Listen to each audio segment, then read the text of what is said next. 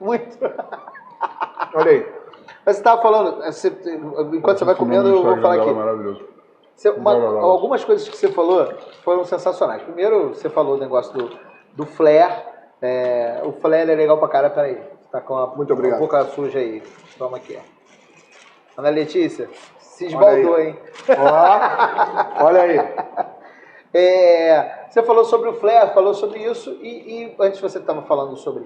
A gente estava falando sobre aquela época em 1800 Guaraná com rolha. Ela está aqui agradecendo, tá?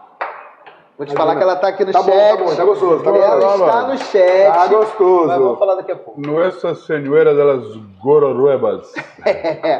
E a gente estava comentando aqui numa época, e eu estava falando numa época, quando eu comecei a trabalhar com noite, comecei a trabalhar com isso. A primeira vez que eu tive contato com flare, cara, engraçado, e não era flare, né? Não era chamado de flare, porque as pessoas não sabiam o que era. Mas foi o Clube Med, porque o Clube Med foi o primeiro resort que trouxe. Primeiro foi o primeiro resort, que trouxe o conceito de all inclusive, tinha aquela componente de diversão muito forte. Tinha não, ainda tem. Só que ainda era uma coisa muito embrionária para um conceito do mercado brasileiro de hotelaria, né? Então, eu trabalhei no Clube Med 2 anos. E quando eu comecei a trabalhar em 97, com noite em 98, eu estava trabalhando no Clube Med. E eu lembro que eu levei, quando eu tive boate depois, eu fiz isso também na minha boate, mesmo de forma inadvertida. No Rio das Pedras, tinha uma coisa que a gente sempre fazia no Night Club. A gente não, os barmans faziam no Night Club. Eles tocavam fogo no balcão às 3 horas da manhã. Sim. Então era legal, porque o balcão criava um ritual, né? Criava um ritual. Depois, quando eu tive... Você quer guardanapo? Não, eu queria pegar aquele rolo de papel. Não tem mais aí, não, acabou. Tinha um rolo de papel daquele industrial. Para quem está só escutando a gente, porque a gente também... Está presente em todos os agregadores de áudio? Em todos os agregadores de áudio. A gente está aqui comendo um hamburguinho e a gente está numa cozinha. Hoje a gente grava na cozinha dentro de um dos nossos patrocinadores, que é a Casas Pedro.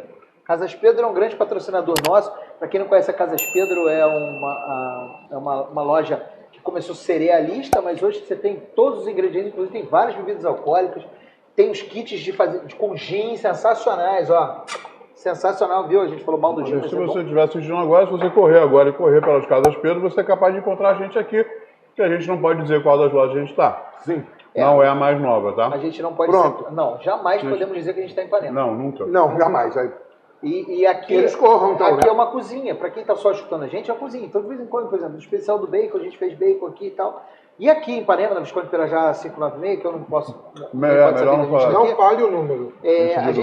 A gente pode estar em qualquer uma das 61 lojas de Casas Pedro espalhadas pelo Rio de Janeiro. Vamos criar um desafio para ver se o pessoal encontra a gente. Não, né? mas é o desafio do duvido. Entendi. Duvido você achar onde a gente está. Pelo menos o pessoal da quinta série vai tentar. Isso aí. Quinta série é show. Você falou do flare, e eu lembro muito do filme Coquetel, e foi a primeira vez que eu tive esse contato com flare. Agora, na época só tinha barman, até porque a gente tinha muito menos mulheres trabalhando no bar, hoje a gente tem muito mais. E aí depois veio o conceito, o nome bartender, que era para contemplar ambos os sexos, e sempre com aquela história do atos de serviço. A gente que trabalha com serviço, se a gente não tiver aptidão para isso, não tiver vontade, não se entregar, não quiser fazer com o fino da bola para o cliente, não serve. Não serve de jeito nenhum. No bar eu acho que isso é mais gritante. Estou enganado? Não, total. Faz todo sentido. Principalmente porque a partir de 1952... O Jimmy tinha 5 anos. Olha aí. A IBA, a International Bartender Association, começa a... Já existia? Já existia. Que legal. Começa a colocar os pingos nos is. Bartender. O que é bartender? É um termo que não discrimina sexo, cor, raça, ou seja, podemos ter mulher também. Podemos ter negras, japonesas, podemos ter alienígenas. Podemos ter tudo. E aí o mundo começa a entender que uma mulher no bar era uma bartender. Porque como é que você vai falar que a mulher que está no bar é um barman? Não pode. Né? Mas... E barwoman também não existe. Então, na existiria, falta... mas você continua termo, sendo... né? Continua sendo... Não é exclusivista, como é que é? Exclusivista não, mesmo. Não, continua sendo... Excludente. Excludente, obrigado. Aí você teria só 2 sexos, não? Sim. E Bom, aí isso mudou.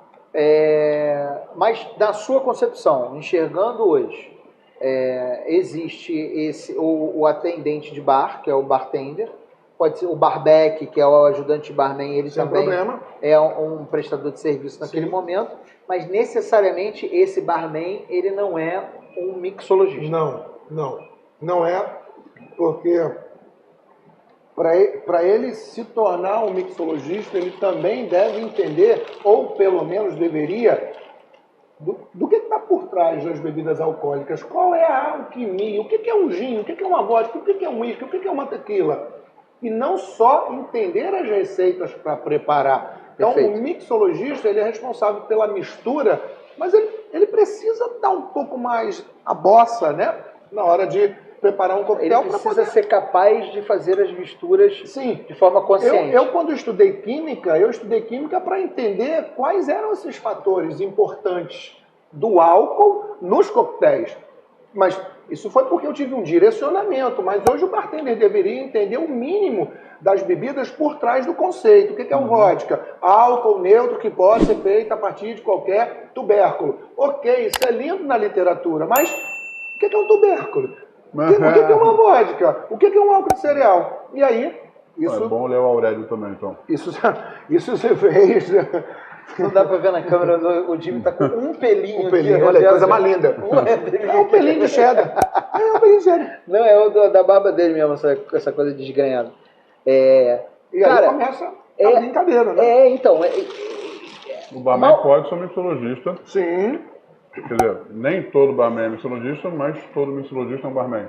Ou também não. Sim, não. Não necessariamente, porque você é chefe de cozinha, por exemplo. Você Só é quando eu chefe. estou, só quando eu tenho a minha cozinha e meus funcionários. Sim, mas você tem hoje a sua cozinha e você é responsável Sim, hoje pela eu sua sou cozinha. chefe de Você novo. é chefe da sua cozinha. Eu estou o chefe. Você está chefe, porque o chefe é um cargo, não é uma profissão. Bartender é um cargo também. É um cargo. Exatamente. Quando me perguntam, você gosta de ser chamado como mixologista ou bartender? Bartender, porque eu estudei essa carreira. Eu não estudei para ser mixologista, eu estudei para ser bartender. Eu ia responder Alex. Como é que você chega? Você gosta de ser chamado? Alex. Entendeu? Mas foi isso mesmo. Um parceiro nosso aqui do podcast é a Lavoro, né? Ela faz os nossos aventais, que a gente tem um esquema com avental, vou te explicar depois. E ele tá com uma linha linda de domas novas, gambusas novas, e ele tá fazendo uma pra gente. Aí ele perguntou, vem cá, e como é que eu boto o nome de vocês escrito? Eu falei, o meu Igor, o dele Jimmy. Aí ele... É rápido. Aí ele, não, porra, escreve chefe ou não escreve? Eu falei, pra quê, cara? Mas é um pouco disso, né? Assim, o chefe do bar... Quem gosta de botar chefe é aluno de primeiro período de escola de gastronomia. Quem bota doutor... Eu mando tirar Quem na bota doutor no nome do Instagram é estagiário do AB, né? Vamos lá. A gente está falando uma porrada de coisa que parece simples pra caramba pra gente que conhece os conceitos. Então eu tô tentando esmiuçar isso pra galera que tá assistindo. Legalizar. Neologismo o nome disso, que é isso, arrebentando. Tem algumas perguntas já rolando aqui no chat, mas só para esclarecer. Então, assim, o flair é uma vertente do trabalho do bar, o bartender é a profissão, o chefe de bar é um cargo circunstancial, assim como chefe de cozinha, mixologista é o cara que é capaz de produzir tanto a bebida em si, como as misturas que levam até o Entender o que está por trás da mistura.